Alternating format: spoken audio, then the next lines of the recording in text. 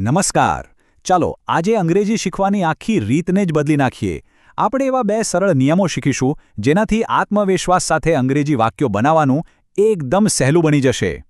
ઘણીવાર એવું બને છે ને કે અંગ્રેજીમાં કંઈ કહેવું હોય પણ વાક્ય બનાવવામાં ડર લાગે અથવા ક્યાંથી શરૂ કરવું એ જ ના સમજાય.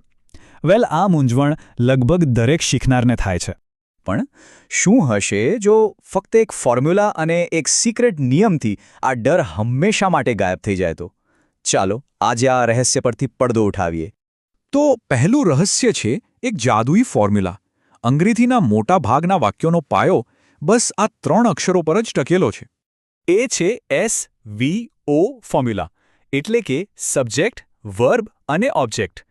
એકવાર આ માળખું મગજમાં બેસી ગયું પછી વાક્યો ગોખવાની બિલકુલ જરૂર નથી. કોઈ પણ વ્યક્તિ પોતાની જાતે જ સાચા વાક્યો બનાવી શકે છે. ચાલો આપણે સાથે મળીને એક વાક્ય બનાવીએ. સૌથી પહેલા આવે સબ્જેક્ટ, એટલે કે ક્રિયા કોણ કરી રહ્યું છે. ધારો કે મારો ભાઈ. ઓકે, હવે એમાં ઉમેરીએ વર્બ, એટલે કે ક્રિયા. તો વાક્ય બન્યું મારો ભાઈ જાય છે. અને છેલ્લે ઉમેરવાનો છે ઓબ્જેક્ટ O, એટલે કે ક્રિયા કોના પર કે ક્યાં થઈ રહી છે. તો પૂરું વાક્ય થયું મારો ભાઈ શાળાએ જાય છે. બસ આ જ છે SVOની તાકાત. કેટલું સરળ છે નહીં? સારું, તો વાક્યનો પાયો તો તૈયાર છે. પણ હવે એને વધુ સચોટ અને પ્રોફેશનલ બનાવવા માટે કેટલાક નાના પણ ખૂબ જ મહત્વના શબ્દો ઉમેરવા પડશે. આર્ટિકલ્સ. જુઓ, મુખ્યત્વે 3 આર્ટિકલ્સ છે જે 2 ભાગમાં વહેંચાયેલા છે.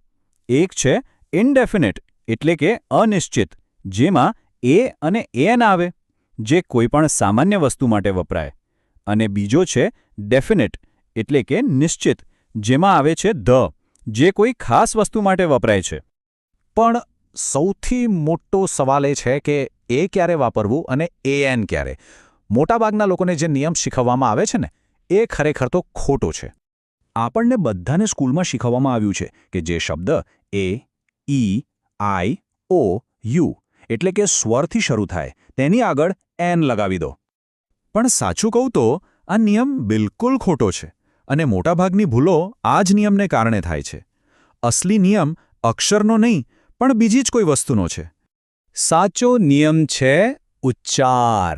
જી હા, આખી ગેમ સાઉન્ડની છે. જો કોઈ શબ્દ બોલતી વખતે પહેલો અવાજ વ્યંજન, એટલે કે ક થી જ્ઞ જેવો હોય તો એ વાપરો. અને જો પહેલો અવાજ સ્વર, એટલે કે અ થી અહ જેવો હોય તો એન વાપરો. એટલે જ અ યુનિવર્સિટી અને એન આવર. કારણ કે યુનિવર્સિટી યથી બોલાય છે અને આવર અથી. જોયું? બધો ખેલ અવાજનો જ છે. ચાલો, એ અને એન તો સમજાઈ ગયું. હવે આપણે નિશ્ચિત આર્ટિકલ ધની વાત કરીએ કે એનો ઉપયોગ ક્યાં અને કેવી રીતે થાય છે. એકદમ સિમ્પલ છે. ધનો ઉપયોગ ત્યારે જ થાય છે જ્યારે કોઈ ચોક્કસ વસ્તુની વાત થતી હોય. એવી વસ્તુ જેના વિશે બોલનાર અને સાંભળનાર બંને જાણતા હોય. ચલો એક ઉદાહરણ જોઈએ. This is a book. અહીં કોઈ પણ એક સામાન્ય પુસ્તકની વાત છે. પણ હવે હું કહું કે ધ બુક ઇઝ માઇન, તો અહીં એ જ ચોક્કસ પુસ્તકની વાત થઈ રહી છે જેનો ઉલ્લેખ હમણાં જ થયો. એટલે પહેલા એ, પછી ધ. આ ઉપરાંત દુનિયામાં જે વસ્તુઓ યુનિક છે, એટલે કે એક જ છે, જેમ કે કોઈ ખાસ નદી, પર્વતમાળા, ઐતિહાસિક ઇમારત કે પવિત્ર ગ્રંથ, તે બધાની આગળ હંમેશા ધ લાગે છે. પણ અંગ્રેજીમાં જેટલું જરૂરી એ જાણવું છે કે આર્ટિકલ ક્યાં વાપરવો, એટલું જ જરૂરી એ જાણવું પણ છે કે ક્યાં બિલકુલ નથી વાપરવાનો. આ યાદ રાખજો. કોઈ વ્યક્તિના ખાસ નામ, ભાષા, રમત, ભોજન, મોટાભાગના દેશોના નામ અથવા તો પ્રેમ કે પ્રમાણિકતા જેવી ભાવવાચક સંજ્ઞાઓની આગળ સામાન્ય રીતે કોઈ આર્ટિકલ વપરાતો નથી. તો આખી વાતનો સાર શું છે? બસ આ 4 મુદ્દા. પહેલું, SVO ફોર્મ્યુલાથી વાક્યનો પાયો બનાવો. બીજું, અક્ષર નહીં પણ ઉચ્ચારના આધારે એ કે એન મૂકો. ત્રીજું, કોઈ ચોક્કસ વસ્તુ માટે ધ વાપરો. અને ચોથું, ક્યારેય કોઈ આર્ટિકલ નથી વાપરવાનો એ યાદ રાખો. બસ આટલું જ છે.